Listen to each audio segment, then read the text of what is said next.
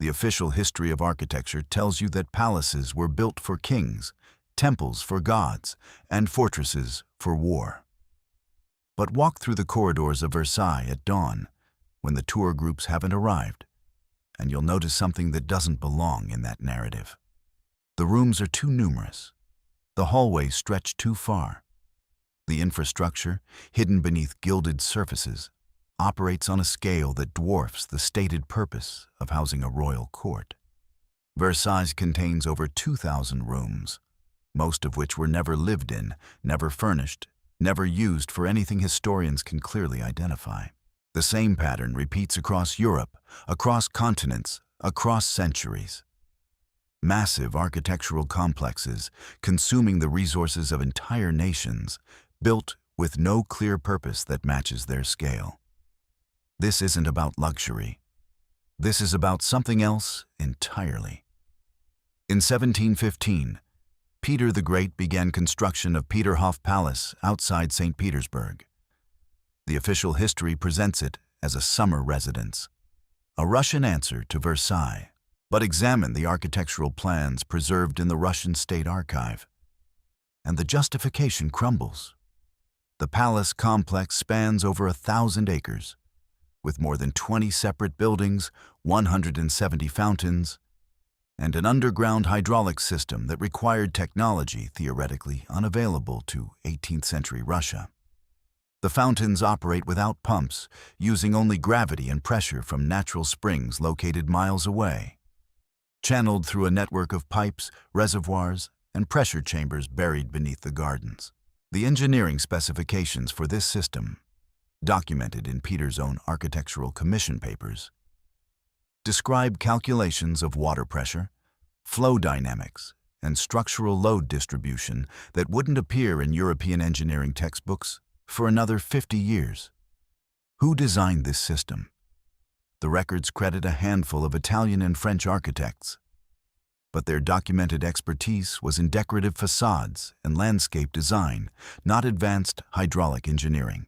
The technical drawings themselves reveal another mystery. They're too precise, too detailed. They show cross-sections of underground infrastructure drawn with a level of mechanical understanding that suggests either the architects possessed knowledge far beyond their documented training, or they were copying from templates that already existed. This pattern of excessive infrastructure appears in palace after palace across the same period. The Royal Palace of Madrid, completed in 1764, contains over 3,000 rooms spread across 135,000 square meters. The Spanish monarchy at the time barely numbered 200 people, including servants. Even accounting for guests, state functions, and administrative offices, the palace could comfortably house 10 times its intended population. The lower levels contain vast, empty halls, storage chambers carved into bedrock, and ventilation systems that connect to underground passages extending hundreds of meters beyond the palace walls. Official records describe these as service corridors and storage facilities, but they're built with the same architectural precision as the formal staterooms above. Vaulted stone ceilings 12 meters high, walls 3 meters thick, drainage systems with ceramic pipes fitted so precisely that water still flows through them without leakage after 2.5 centuries. Why build service corridors like cathedral vaults? Why excavate storage chambers larger than most buildings of the era? The construction costs for these underground sections alone consumed more than 1/3 of the palace's total budget, resources that could have built 50 conventional palaces. The Winter Palace in St. Petersburg presents an even more extreme example. Construction began in 1754 under Empress Elizabeth, but the architectural plans reveal something that should be impossible. The palace as built contains over 1,000 rooms, 1,717 doors, 1,945 windows, and 117 staircases. The heating system alone represents a technological achievement that historians struggle to explain. In an era when most European buildings relied on individual fireplaces, the Winter Palace employed a centralized heating system that used hot air circulated through hollow walls and underfloor ducts connecting to a central furnace complex in the basement. The temperature in each room could be individually regulated using adjustable vents, a level of environmental control that wouldn't become standard in European architecture until the 20th century. The furnace complex itself occupies an underground chamber the size of a modern industrial warehouse, with brick channels radiating outward like the arteries of some mechanical heart. Who designed this system? The official architect, Bartolomeo Rastrelli, left detailed drawings of decorative facades, but no documentation explaining the heating infrastructure. Yet, it was built. It worked. It still works. But here's where the pattern becomes undeniable. These palaces weren't isolated projects built by individual monarchs with eccentric tastes. They appeared simultaneously across Europe during a concentrated period between 1700 and 1800. The Palace of Caserta in Italy, Schönbrunn Palace in Austria, the Royal Palace of Naples, the Würzburg residence in Germany, the Royal Palace of Stockholm. Each contains the same elements: excessive room counts, advanced infrastructure hidden below ornate surfaces, and documented construction costs that bankrupted national treasuries. Each official history presents the same narrative. A powerful ruler wanted a magnificent palace to display their wealth and power. But examine the architectural details, and a different picture emerges. These weren't display pieces. They were built to house something or to serve some function that required massive scale, advanced infrastructure, and careful concealment beneath acceptable historical narratives. Consider the economic impossibility of what was happening. France in the early 18th century was recovering from decades of war. The treasury was depleted. Yet Louis XIV diverted approximately 5% of France's entire annual revenue to Versailles for decades. Not just for initial construction, but for continuous expansion. New wings, new gardens, new underground service complexes that grew like roots beneath the visible palace. The same pattern in Russia, where Peter the Great's construction projects consumed resources that could have fed his starving peasant population for years. In Spain, where palace construction coincided with economic collapse and declining imperial power. These weren't vanity projects by rulers unaware of their nation's poverty. These were desperate efforts to build something specific, something necessary, something that had to be completed regardless of cost. The historical records show that construction continued even during famines, wars, and political upheavals, as if stopping was not an option. The interior layouts reveal another layer of the mystery. Walk through these palaces with architectural plans in hand, and you'll notice that approximately 30 to 40% of the total floor space has no documented purpose. Not servants' quarters, not storage, not kitchens or administrative offices, just rooms. Empty rooms with plastered walls, wooden floors, and windows that look out on nothing in particular. The official catalogs list them as auxiliary chambers or service spaces, but they're too well constructed for utilitarian purposes. Ceiling heights of 4 to 5 meters. Walls finished with the same quality as formal reception rooms. Doors made of hardwood with brass fittings. These weren't afterthoughts or construction errors. They were intentional. Someone planned for this empty space. Someone needed it. The Forbidden City in Beijing follows the same architectural logic on an even more extreme scale. Construction began in 1406 during the Ming Dynasty and continued for 14 years, employing over 1 million workers.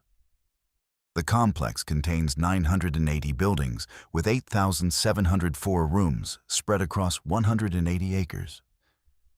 The official history claims it housed the Chinese emperor, his family, and his court.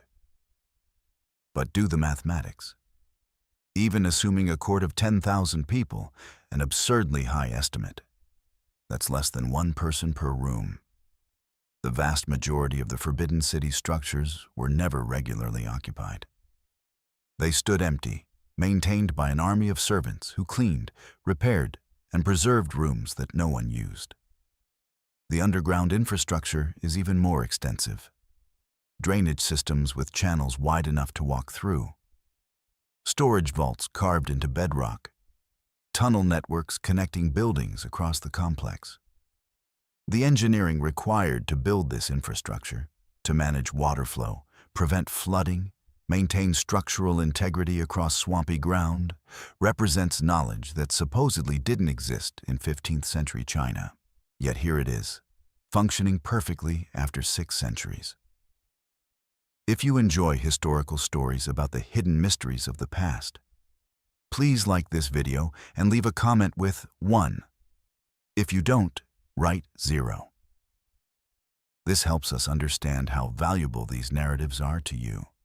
The historical records become even stranger when you examine what happened in these palaces after construction ended. Versailles, despite its enormous size, was chronically overcrowded during Louis XIV's reign. Courtiers competed desperately for tiny apartments in the main wings, while hundreds of rooms in outlying buildings remained empty and locked. The same at the Winter Palace, where court records show the imperial family and their retainers occupied less than 20% of the available space. The rest remained empty, or was used for storage, or, according to some accounts, was kept ready for purposes never clearly explained in official documentation. There are references in Russian imperial archives to auxiliary accommodation and reserve facilities that suggest the palace was maintaining capacity for some anticipated use that never materialized. Or perhaps did materialize in ways not recorded in public documents. The pattern extends beyond Europe and China. Angkor Wat in Cambodia, built in the 12th century, spans over 400 acres and contains more building space than many modern cities. The official explanation, that it was a Hindu temple complex, doesn't account for the architectural reality. Temples need space for worship, for priests, for ritual storage. Angkor Wat has those spaces, but they represent less than 30% of the total structure. The rest consists of corridors, chambers, galleries, and courtyards that serve no clear religious function. The stone infrastructure includes sophisticated water management systems with reservoirs, canals, and drainage networks that controlled water flow across the entire complex. The engineering precision required to build these systems, to calculate water volume and seasonal flow rates, to design stone channels that would function for centuries without mechanical pumps or modern materials.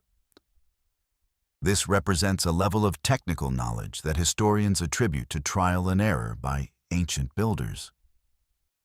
But trial and error doesn't produce perfection on this scale. Trial and error produces failures, corrections, visible evidence of learning through mistakes. Angkor Wat shows none of that. It was built correctly the first time, as if following a pre-existing template. The same architectural precision appears in the Palace of Knossos on Crete, built approximately 3,500 years ago. The palace complex contains over 1,000 interconnected rooms spread across 15 acres, with advanced infrastructure that includes terracotta pipes for water distribution, drainage systems that manage sewage and stormwater separately, and ventilation shafts that maintained air circulation throughout the complex. The plumbing system used pressurized water supply, a technology that supposedly wasn't reinvented in Europe until the 19th century. The architectural plans show deliberate design for functionality that far exceeds the stated purpose of housing a Minoan king and his court. Why did Bronze Age builders need pressurized plumbing? Why did they need separate sewage systems? Why did they need ventilation systems that could manage air quality in underground chambers? The standard historical explanation, that they were simply more advanced than previously believed, doesn't answer the question. It just restates the mystery. These weren't isolated achievements by exceptional civilizations. They represent a global pattern of architecture that appears across continents, across centuries, built by cultures with supposedly no contact with each other. Yet they all share the same characteristics: excessive scale, advanced infrastructure, precise engineering, and no clear purpose that justifies the resources invested. The conventional historical framework tries to explain each example independently. The French built Versailles because of Louis XIV's ego. The Russians built the Winter Palace because of imperial ambition.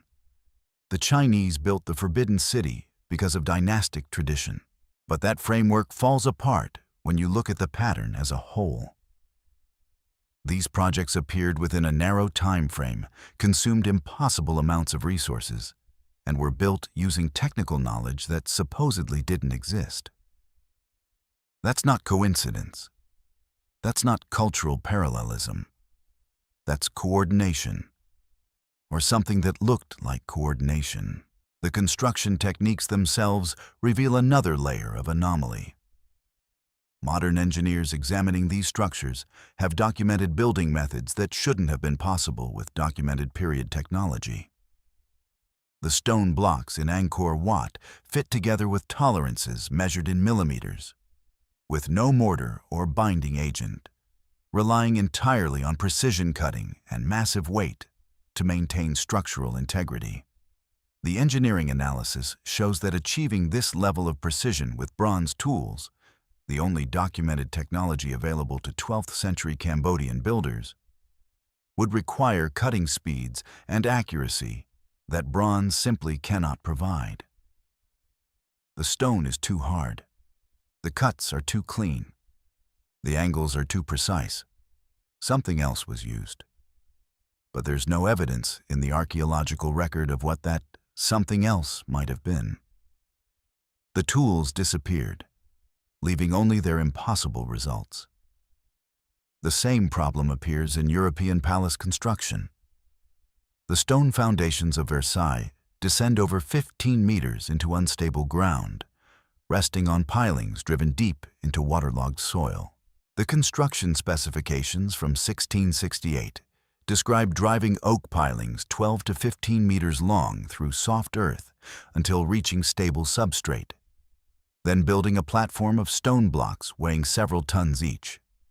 The engineering calculations required to determine load distribution, settlement rates, and structural stability across hundreds of pilings represent knowledge that supposedly didn't exist in 17th century France. Pierre Patel's architectural drawings show foundation designs that wouldn't become standard engineering practice until the 20th century. Yet they were built. They hold up a palace weighing thousands of tons. They've remained stable for over 3 centuries, despite sitting on ground that should have settled, shifted, and caused structural failure decades ago. Modern engineers can't explain how it works. They can only observe that it does work and speculate about lost techniques or undocumented knowledge that somehow allowed 17th century builders to achieve results that modern engineering barely understands. The archives hold another secret hidden in plain sight. When you examine the construction records for these palaces, the contracts, the supply orders, the worker manifests, you find something that should be impossible. The documented labor forces are too small. Versailles required moving millions of cubic meters of earth, quarrying and transporting hundreds of thousands of tons of stone, building infrastructure that spans kilometers. The official records show labor forces of several thousand workers over periods of decades. But modern construction engineers, calculating the actual labor hours required to complete documented tasks using documented period technology, consistently arrive at numbers 5 to 10 times higher than what appears in historical records. Either the historical records are incomplete, massive numbers of workers were never documented, or the work was completed using methods that were far more efficient than anything that should have been available. Both possibilities raise unsettling questions about what really happened during these construction periods. There are also the maintenance records. Palaces require constant upkeep, repairs, cleaning, heating, water supply. The detailed maintenance logs preserved in archives across Europe show something strange. These massive complexes, with thousands of rooms and miles of infrastructure, were maintained by relatively small staffs. Versailles employed approximately 4,000 servants during Louis XIV's reign to maintain a complex that covered over 19,000 acres. That's less than one person for every 5 acres of maintained grounds, plus all the interior spaces. Modern facilities management estimates suggest that properly maintaining a building complex like Versailles should require at least 3 times that number of workers using period technology and methods. Yet the maintenance records show the palace functioning perfectly. All systems operational, all spaces maintained, with staff numbers that shouldn't have been sufficient. Either period workers were extraordinarily efficient, or much of the palace was maintained through automated or semi-automated systems that left no trace in historical records. The heating systems reveal the most concrete evidence of this hidden technology. The Winter Palace's central heating system, as documented in surviving architectural drawings, required maintaining precise temperature control across hundreds of rooms using a single furnace complex. The engineering specifications show a network of air ducts, dampers, and vents that allowed servants to regulate heat flow to individual rooms. But the documents don't explain how the system balanced pressure, prevented backdrafts, or managed air quality across such a massive network. Modern HVAC engineers examining the drawings have identified design elements that shouldn't appear until the development of fluid dynamics as a formal discipline in the 19th century. The system uses principles of thermodynamics, air pressure, and heat transfer that weren't theoretically understood during the period of construction. Yet, it was built. Someone understood these principles well enough to design a working system decades before the theory existed to explain why it worked. This pattern of premature technology appears throughout these structures. The water supply systems, the drainage networks, the structural engineering, the acoustic design of throne rooms and concert halls. Every aspect shows evidence of knowledge that supposedly didn't exist, applied by builders who left no documentation explaining how they knew what they knew. The conventional explanation, that they learned through practical experience and passed knowledge down through guilds and apprenticeships, doesn't account for the precision and sophistication of what was built. Practical experience produces gradual improvement over generations. It produces visible evolution in techniques, with early attempts showing trial and error. These palaces show none of that. They appear fully formed, technically sophisticated, with design elements that suggest working from a pre-existing knowledge base rather than discovering through experimentation.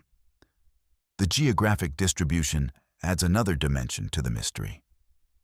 These massive palace complexes cluster around the same latitudes, generally between 30 and 60 degrees north and south. Versailles, the Winter Palace, the Forbidden City, Schönbrunn, Caserta, they all sit within this band. Angkor Wat falls just outside at 13 degrees north, but shares the same architectural principles. This clustering could be coincidence. Most of human civilization has historically concentrated in these latitude bands. But when combined with the synchronized timing of construction, the shared architectural features, and the common pattern of excessive scale, the geographic pattern suggests something more deliberate, as if multiple cultures were simultaneously building similar structures for similar purposes according to similar templates. The historical record shows no evidence of contact or communication that would explain this coordination. The official narrative treats each project as independent. But the architectural evidence tells a different story. Then there are the symbols. Walk through these palaces looking not at the obvious decorative elements, but at the architectural details, the keystones, the floor patterns, the ceiling designs, and you'll find recurring geometric motifs that appear across cultures with no documented connection.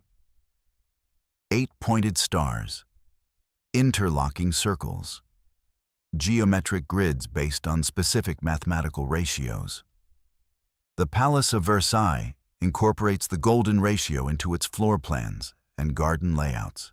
So does the Forbidden City. So does Schönbrunn. This could be explained as mathematical principles discovered independently by different cultures. But the specific application of these ratios, the way they're embedded into structural elements rather than just decorative flourishes, suggests intentional design following shared knowledge. The ratios appear in load-bearing walls, in the spacing of columns, in the dimensions of underground chambers, places where decoration doesn't matter, but engineering precision does. Someone was building according to mathematical principles that served structural purposes we can observe but don't fully understand. The official histories acknowledge none of this. They present these structures as products of royal ambition, artistic vision, and national pride. They explain away the technological anomalies as lost techniques or undocumented innovations. They ignore the pattern connecting these projects across continents and centuries. And they never ask the fundamental question that the evidence demands. If these weren't palaces built for kings, if the stated purposes don't match the architectural reality, what were they really for? What function required such massive scale, such advanced infrastructure, such careful concealment beneath historical narratives of royal vanity? The empty rooms, the excessive capacity, the premature technology, the synchronized construction. These aren't anomalies to be explained away. They're evidence of purpose, of planning, of knowledge that existed and was applied, and then somehow disappeared from our collective understanding of history. The most disturbing possibility is the simplest one. These structures were built by people who knew they were building for something other than the stated purpose. The kings, the emperors, the architects, the engineers, they knew. The historical records were deliberately written to obscure that knowledge, to provide cover stories that future generations would accept without question. The palace for royal display, the temple for religious worship, the fortress for military defense. Simple explanations that satisfy without revealing. But the buildings themselves can't lie about their physical reality. They remain silent testimony to purposes we've forgotten or been taught to ignore. And across the world, from France to Russia to China to Cambodia, they wait. Empty rooms in massive complexes, built with impossible precision, maintained for centuries, serving no purpose that matches their scale. Unless the purpose wasn't what we were told. Unless the history we've accepted is incomplete. A simplified narrative that hides the real reason why our ancestors invested so much to build so big, and then built stories around their constructions to ensure we would never ask why. The pattern is clear once you see it. The evidence is documented in archives across the world. The architectural reality contradicts the historical narrative at every level. We've been looking at these structures for centuries, admiring their beauty, accepting their stated purposes, never questioning the fundamental impossibility of what stands before us. But the truth remains visible to anyone willing to look past the official story. These weren't palaces. They were something else. And somewhere in the documented history of their construction, in the hidden chambers beneath gilded surfaces, in the maintenance records that don't quite add up, in the synchronized appearance of impossible buildings across disconnected civilizations. Somewhere in all that evidence lies the truth about what our ancestors really built, and why they went to such lengths to ensure we would never understand what we inherited. The empty palaces remain. The question is whether we're finally ready to acknowledge what they really are.